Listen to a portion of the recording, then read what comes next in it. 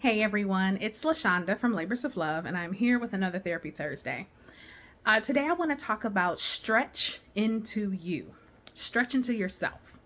So I was having a conversation with someone, and they were presenting to me this idea of something that they felt was needed, and they wanted me to do it.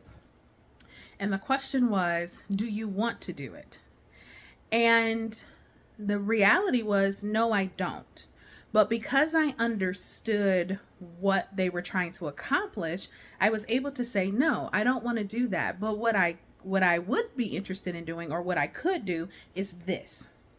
What I have found is that those of us who have gifts and talents and expertise in certain areas, which is all of us in some way, shape, or form, whether you make your full living that way or not, those of us who have dedicated energy, time, expense, and all of that into honing a craft or doing something well, when people come to us, they often don't know exactly what they need.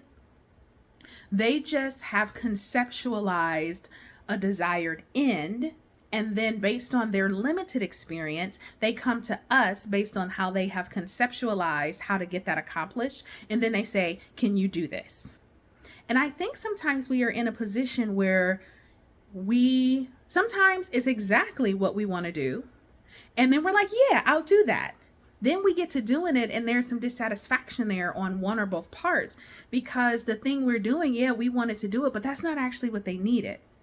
Sometimes we say yes even when we don't want to do it, and because we're like, I don't think this actually will accomplish what you're trying to accomplish. But we don't know what people are trying to accomplish, because sometimes they just say, can you do this? And we go, yeah, I can do that, instead of saying, tell me more. What are you trying to accomplish with me doing this? When we start engaging in those deeper conversations, we can stretch into ourselves by saying, hey, I hear what you're trying to accomplish, and this is how I would like to move towards helping you accomplish that. And I think that gives us a couple of options. One, that person might say, well, thank you. I'm not really interested in what you're proposing. I want it to look like this, the thing they proposed. And you get to decide whether that's something you want to do or not. And in that instance, you can say, okay, cool. Well, I hope you find someone to do it exactly that way. But what I have found more often than not is when I say, here is what I do and how I would do it, and how, if I do this thing with you, how I would do it. Most people say things like, I would have never even thought of that. Oh my God, I wouldn't have even been able to frame that. That's why they come to us, because we have invested the time, energy, effort, money into knowing how to do what we do well.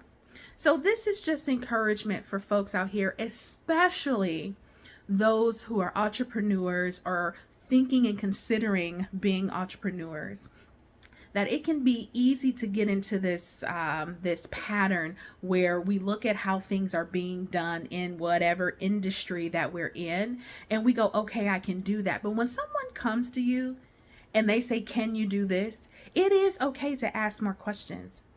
Can you tell me more about what you're trying to accomplish? And then actually leverage the expertise that you have to say, based on what I'm hearing from you, I think this might be a better avenue. That doesn't always mean that we're going to connect with the person with the request, but that empowers us to take control of our yes and our no. And we can stretch into ourselves because we know. And ultimately, what I have found is I'm going to do the things the way that I do them.